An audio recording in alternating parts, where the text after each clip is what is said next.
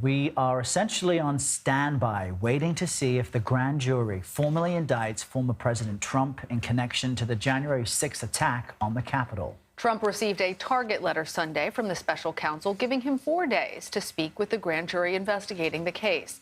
CBS News has confirmed some of the charges include conspiracy to commit an offense or to defraud the U.S., deprivation of rights under the color of law, and obstruction of an official proceeding.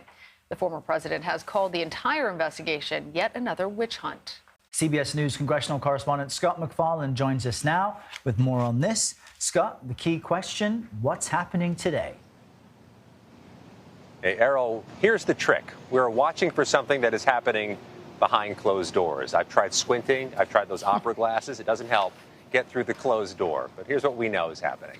We know the grand jury investigating January 6th, this sweeping investigation unprecedented in American history.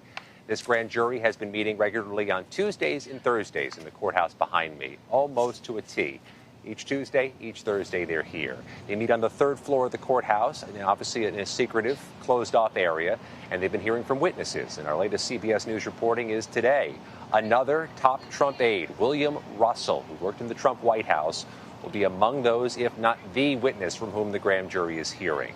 As for deadlines, there's no real codified, firm deadline for this grand jury to move, at least none that we know of.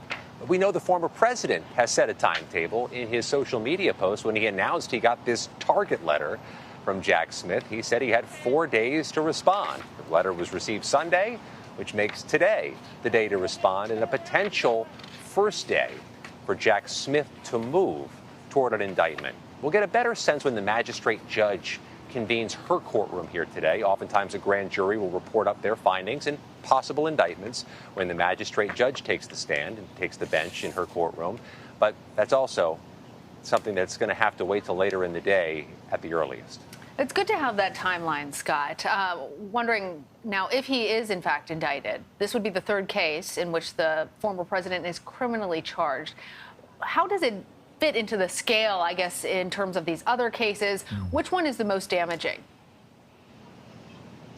Legal experts, including a former federal prosecutor, tell CBS News this could be far and away the most significant in size and scope of the three criminal cases. We're talking about things that get to the Constitution of America in an effort to block the peaceful transfer of power. That simply transcends any criminal case potentially filed in American history, much less the prior two against Donald Trump.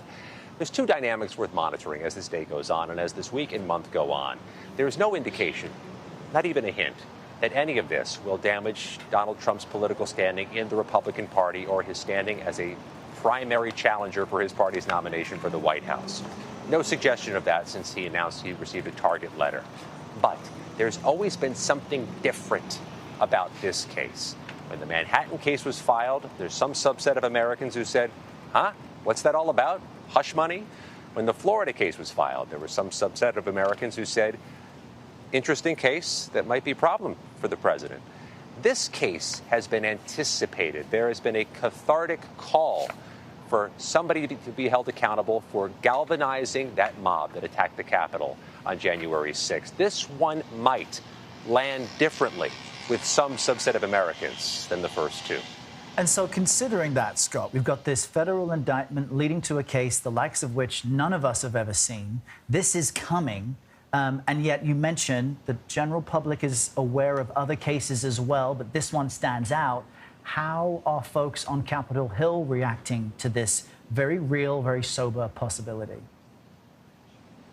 It's been a predictable response, Errol. We're getting just what we expected. Republicans circling the wagons, Democrats saying this is another indication Donald Trump is not fit to, again, hold high office. Let me start with Dan Goldman, freshman Democrat from New York, who was part of the staff that was in the first impeachment hearings of Donald Trump. Take a listen to Congressman Goldman first. I think the special counsel has operated with complete independence, has clearly done an exhaustive investigation, and is going to make a decision based on the facts and the law. Donald Trump has set up a sham criminal defense for a year now or more, long before he announced his candidacy for president.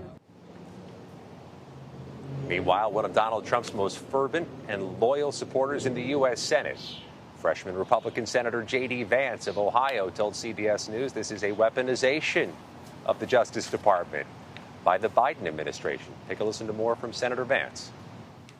I think that the day of January 6th, Trump repeatedly asked people to protest peacefully. He asked people to protest peacefully before January the 6th. If the special prosecutor is going to indict the former president and the likely leader of the opposition going into this presidential campaign, I think it suggests the Department of Justice has been completely politicized.